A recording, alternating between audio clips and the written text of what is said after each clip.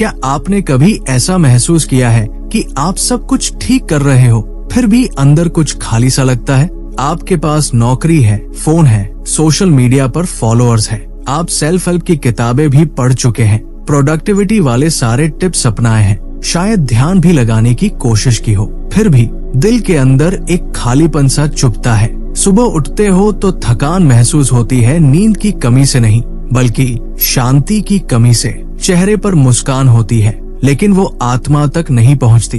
दोस्तों के साथ हंसी मजाक होता है लेकिन फिर भी अकेलापन एक परछाई की तरह पीछे चलता है। और आप सोचते हो क्यों? जब हमने दुनिया की सारी बातें मानी हैं, तो फिर भी ये अधूरापन क्यों है? सच्चाई ये है जिसे लोग मानने से डरते हैं, हमारी आत्मा सिर्फ सक्सेस, तारीफ या खुशी के पलों से नहीं चल सकती। हम सिर्फ इन सब बाहरी चीजों के लिए नहीं बने हैं। जैसे कार बिना पेट्रोल नहीं चल सकती, वैसे ही आत्मा बिना परमेश्वर के नहीं चल सकती। ये कोई धार्मिक बात नहीं, ये डिजाइन की सच्चाई है। हम उसी के द्वारा बनाए गए हैं, उसी के लिए बनाए गए हैं। और जब हम कोशिश करते हैं कि रिश्तों, एंटरटेनमेंट या एम्बिशन से अपनी आत्मा को जिंदा रखें, तो धीरे धीरे अंदर से थकने लगते हैं। बहुत से लोग सोचते हैं कि वो खुद ही अपने जीवन के मसीहा बन सकते हैं। वो और ज्यादा मेहनत करते हैं और ज्यादा बिजी रहते हैं, दर्द को शोर में डुबोते हैं या किसी आदत में भाग जाते हैं। सोचते हैं प्रमोशन मिल गया तो सब ठीक हो जाएगा,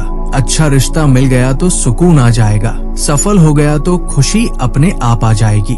लेकिन सच्चाई ये है से कितने पल आए हैं जब आपने सब पा लिया हो और फिर भी अंदर से खालीपन और ज्यादा बढ़ गया हो। दुनिया कहती है आगे बढ़ो, अगली चीज पकड़ो, लेकिन यीशु ने कुछ और सिखाया। उन्होंने सिखाया कि सच्ची शांति किसी उपलब्धि में नहीं, एक गहरे कनेक्शन में है। शांति का मतलब मुश्किलों का ना होना नहीं है, शांति का मतलब है परमेश्वर की मौजूदगी। सच ये है कि आप उस परम शांति को कभी नहीं पा सकते जब तक आप अपने रचयिता को अपनी जिंदगी से दूर रखते हो। हम सब एक अच्छी जिंदगी तो चाहते हैं लेकिन बिना परमेश्वर के। हम उसका शांति का गिफ्ट तो चाहते हैं लेकिन बिना समर्पण के। लेकिन बिना स्रोत के गहराई की खुशी संभव नहीं है। जैसे ऑक्सीजन के बिना सांस नहीं ली जा सकती, वैसे ही परमेश्वर के बिना आत्मा पूरी नहीं हो सकती। यीशु कोई इंस्पिरेशन देने नहीं आए थे, वो असली जीवन देने आए थे। एक ऐसा जीवन जो बाहर की तूफानों से नहीं डगमगाता, क्योंकि उसकी जड़ें कुछ शाश्वत में जमी होती है। फिर भी हम पूछते हैं, जब मैं सब सही कर रहा हूँ तो जिंदगी फिर भी इतनी मुश्किल क्यों है? हो सकता है आप प्रार्थना कर रहे हैं, उम्मीद रखे हुए हैं, इंतजार कर रहे हैं, लेकिन कुछ बदलता नहीं दिख रहा।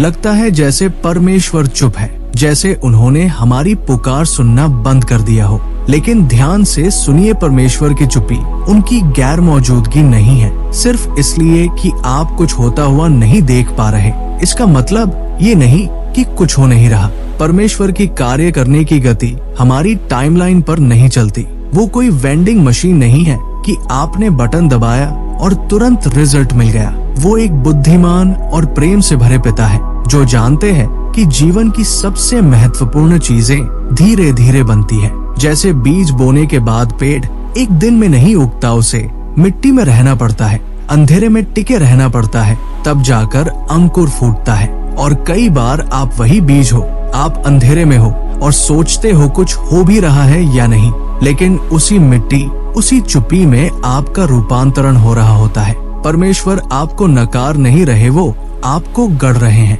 और जो इंतजार है वो इनकार नहीं है। कई बार दरवाजा इसलिए बंद होता है क्योंकि हम अभी तैयार नहीं हैं। जो आप देरी समझते हो, परमेश्वर उसे सुरक्षा कहते हैं।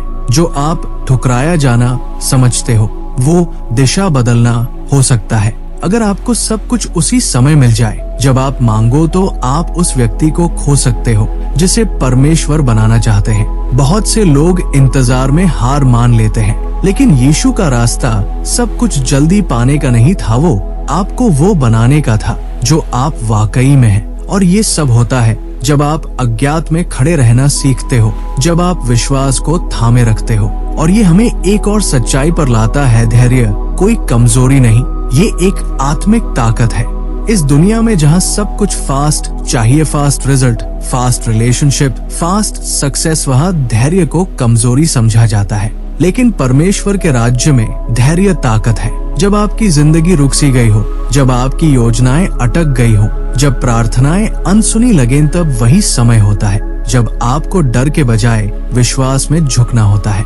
आपकी जड़ें उस समय गहरी हो रही होती है ताकि भविष्य में आप और ऊंचाई पर खड़े हो सको।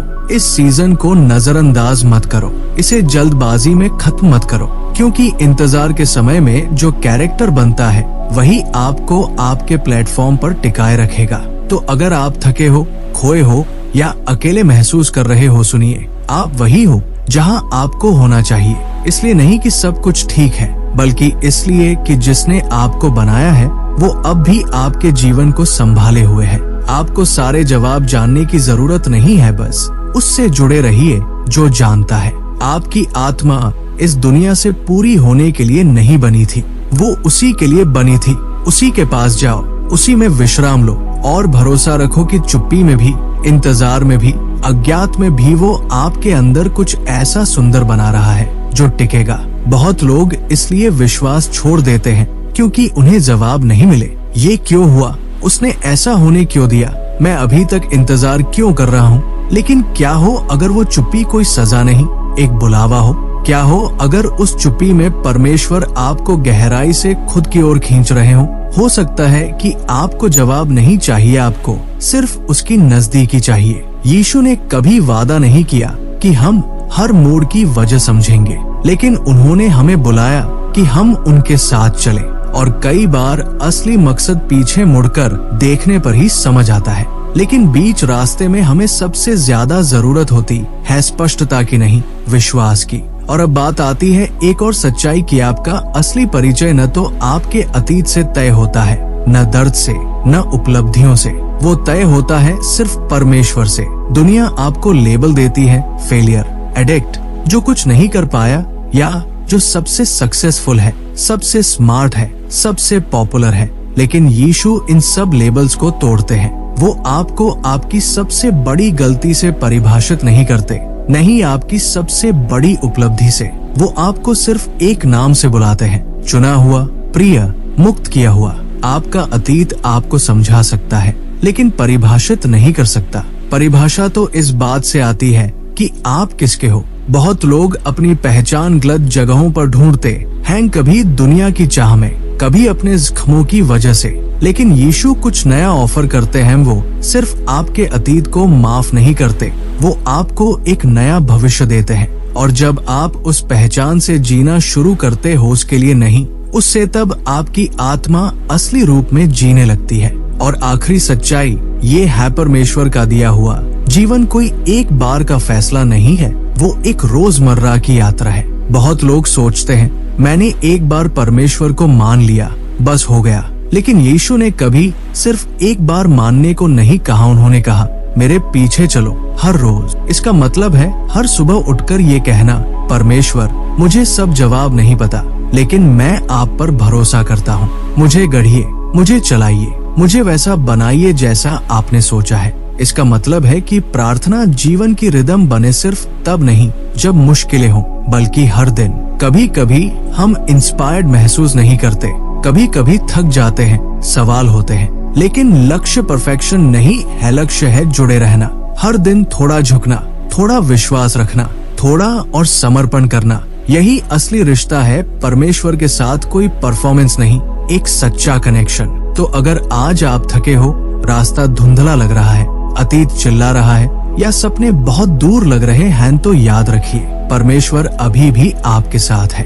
कहानी अभी खत्म नहीं हुई। आने वाले पन्ने पहले से बेहतर होंगे, आपकी ताकत की वजह से नहीं, बल्कि उसकी मौजूदगी की वजह से। आगे बढ़ते रहो, भरोसा बनाए रखो, समर्पण करते रहो, क्योंकि आप सिर्फ जीने के लिए नहीं बने थे, आप एक दिव्य उद्देश्य के लिए बने थे। और वो उद्देश्य तब शुरू होता है और तब तक टिकता है जब तक आप उससे जुड़े रहते हो जिसने आपको सांस दी है।